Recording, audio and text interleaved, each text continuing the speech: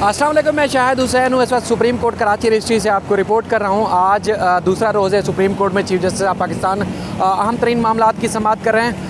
आज भी तकरीबन 5 बड़े इशूज़ के ऊपर उन्होंने समाअत की और बेशुमार जो हुक्मनामे दिए और ख़ास तौर पर सूबाई हुकूमत की ठीक ठाक किस्म की सजनिश भी की।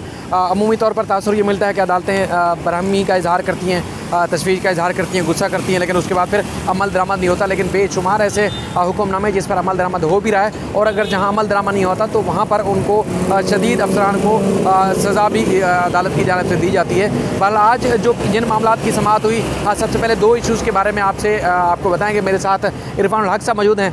आज इरफान साहब, आपने एक बड़ी काविश की, उसकी सबसे पहले तो दाद बनती है।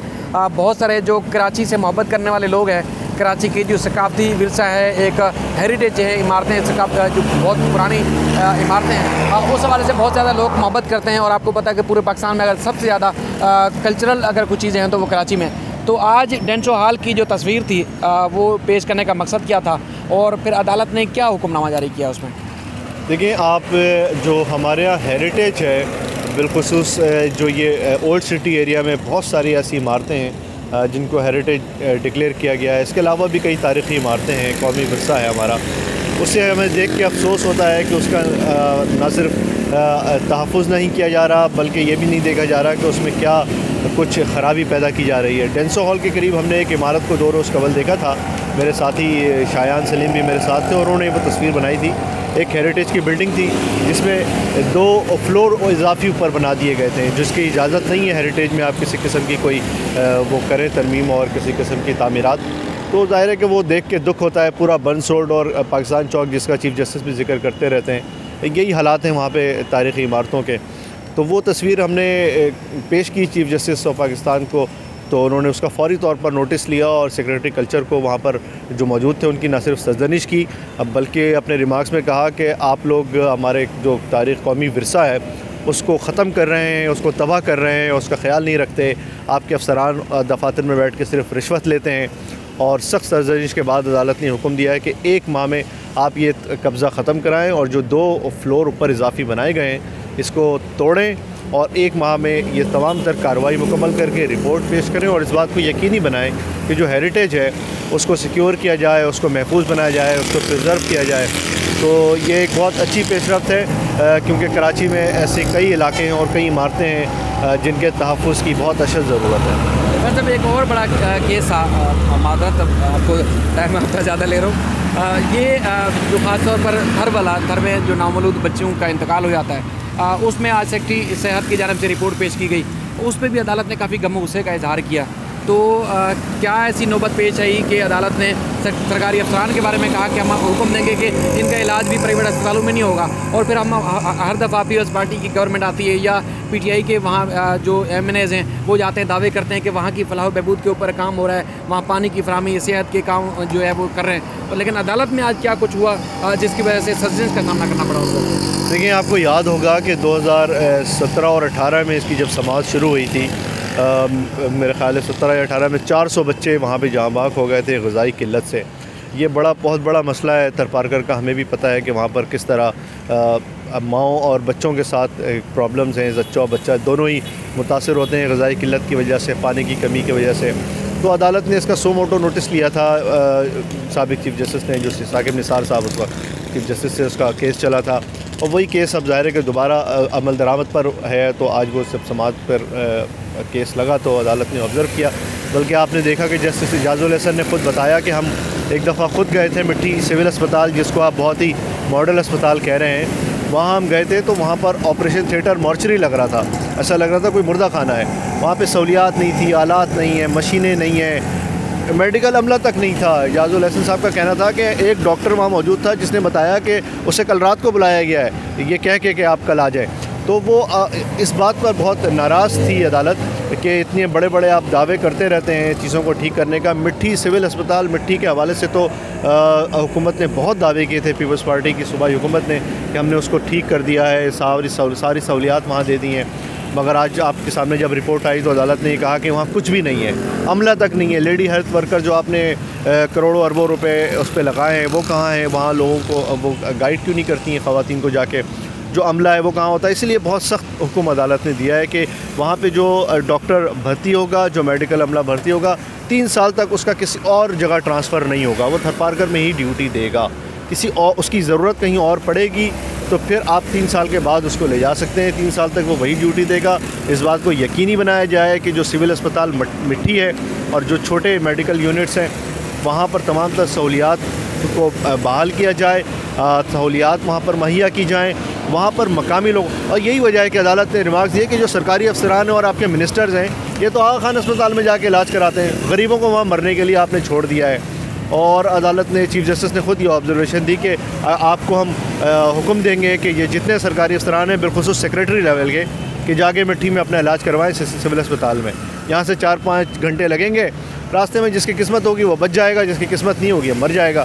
तो इतनी सख्त बात अदालत को इसलिए करनी पड़ी। तो ये 75% ये भी बताया गया ना कि सिंध में या थरपारकर के इलाके में 75% अमला ही नहीं है, यानी कि असामियाँ खाली हैं, डॉक्टर और पैरामेडिकल स्टाफ नहीं है। ये बात भी तो बीच में सामने आई थी। जी, मेडिकल अफसरान का ये अदालत ने ऑब्ज़र्व किया कि 75% वहाँ पर मेडिकल ऑफिसर्स की कमी है, जिस पर अदालत ने शदीद बरहमी का इजहार किया कि ये बार बार ये भर्तियाँ होती हैं, ओवर बर्डन है मेडिकल। जो हमारा सिंध का मेडिकल डिपार्टमेंट है वो ओवर बर्डन है। अदालत ने कहा कि 15-15 हज़ार लोग भर्ती होते हैं, वो कहाँ जाते हैं? हज़ारों लाखों की तादाद में आप भर्तियाँ करते हैं, वो कहाँ जाते हैं? कोई मेडिकल अमला ना वहाँ नज़र आ रहा है अस्पतालों में, ना कहीं और नज़र आ रहा है। लोग मर रहे हैं, बच्चे बिलखुसूस जो थरपारकर में मर रहे हैं। उसका अदालत ने बड़ा अफसोस का इज़हार किया। RO प्लांट्स का जिक्र आया, अरबों खरबों रुपए चीफ जस्टिस ने कहा कि वो लगा दिए आपने, मगर RO प्लांट सारे फेक हैं, जाली हैं, कोई वहाँ काम नहीं होता।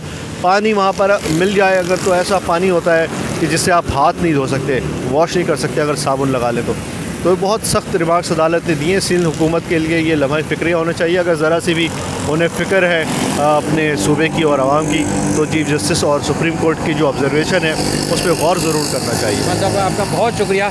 चीफ जस्टिस ने बिल्कुल ये भी कहा कि थरपारकर के जो लोग हैं वो ऐसा लगता है कि जैसे खुदा के सहारे, अल्लाह के सहारे वाजिंदा हैं, वहाँ बुनियादी सहूलियात जो है उनके पास ना होने के बराबर है। एक और केस था जो पूरे मुल्क में जो ज़मीनों का रिकॉर्ड है कंप्यूटराइज़ करने के हवाले से, यहाँ के जो शमसुद्दीन सुमरो साहब है, senior member board of revenue, सबसे पहले उनका केस जब टेकअप हुआ तो उसके बाद फिर उनकी सख्त सजनिश की गई। उन्होंने जो रिपोर्ट पेश की तो उससे अदालत ने इतफाक़ नहीं किया, उनसे काफ़ी जो उनके ऊपर भरमी का इज़हार किया और कहा कि अदालत ने कहा कि जो कितनी सरकारी ज़मीन है आपने वागुजार करा दी है, क्या आपको सरकारी ज़मीनों पर कब्ज़ा होता हुआ या कब्ज़ा नज़र नहीं आ रहा? तो उन्होंने कहा कि नहीं, मैं कोशिश कर रहा हूँ। तो उन्होंने कहा ये कोशिश की क्या बात है, आप जाएं और काम करें। आपको क्या आंखें बंद की हुई हैं? क्या ऑफिस में बैठ के सिर्फ गद्दी गर्म करने के लिए बैठते हैं? और उसके बाद फिर कराची के मुख्तलिफ इलाकों का चीफ जस्टिस ने नाम लिया, ख़ासतौर पर कराची के जितने भी मुदाफ़ाती इलाके हैं, चीफ जस्टिस ने कहा कि तमाम सरकारी ज़मीन थी और उसके बाद फिर यहाँ पर 20-20 मंजिला, 15-15 मंजिला इमारतें तामीर कर दी गई हैं, जिसमें मलीर और उसके अलावा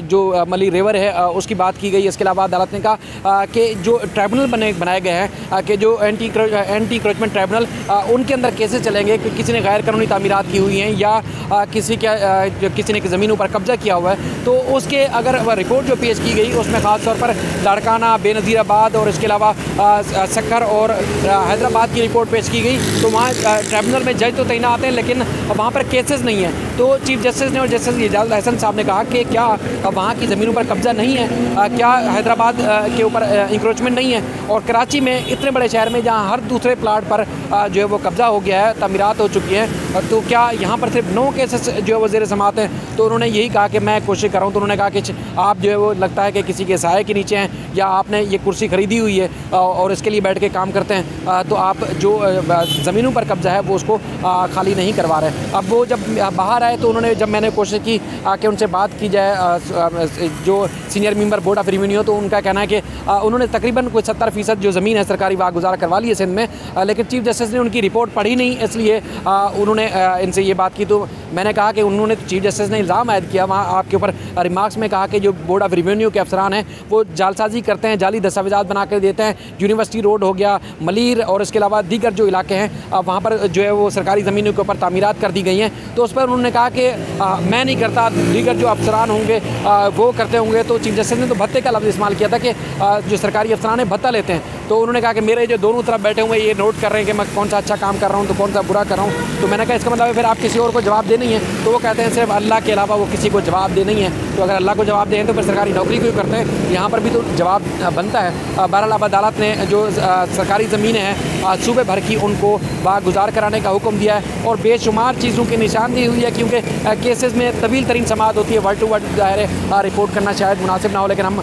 वो चीज़ें आप तक रिपोर्ट करते हैं जो ये फ़र्स्ट इन्फॉर्मेशन यानी कि जजेस के मुंह से सुना या जो भी मतलब इदारों की जाने से रिपोर्ट पेश की जाती है वो हमने सुना, वो आपको रिपोर्ट किया। बहुत सारे लोग व्हाट्सएप पट्टी कराने के बाद आपको रिपोर्ट कर रहे होते हैं, लेकिन ये वो बुनियादी चीज़ें हैं जो हमने खुद वहाँ खड़े होकर सुनी और आप तक पहुँचाई। एक और ख़ास तौर पर महमूदाबाद और PCHS में ज़मीनों की के ऊपर कब्ज़े और अलाटमेंट का मामला था, तो उसमें PCHS के जो एक सेक्रेटरी पेश हुए वो लड़खड़ाते हुए अदालत में, और उसके बाद उनको एक आदमी पकड़ के आया था। तो उसके ऊपर भी अदालत ने बात की कि हर दूसरी तीसरी गली में 300 गज़ के ऊपर प्लाटों के ऊपर जो है वो 6-6 मंजिला इमारतें बना दी गई हैं। उसके बाद फिर इस तरह की तामीरात है कि गैर कानूनी तामीरात है कि नालों के ऊपर और रफाई प्लाटों के ऊपर, शादी हाल और कब्रस्तानों की जगहों के ऊपर भी तामीरात कर दी गई हैं। और महमूदाबाद में जो ग्रीन बेल्ट के ऊपर के इलेक्ट्रिक को ग्रिड स्टेशन लगाने का जो ज़मीन दी गई है उस पर अदालत ने उनके ऊपर भी बरहमी का इजहार किया कि एक मोनोपोली बनाई हुई है कि इलेक्ट्रिक ने, और उनको अब ये जो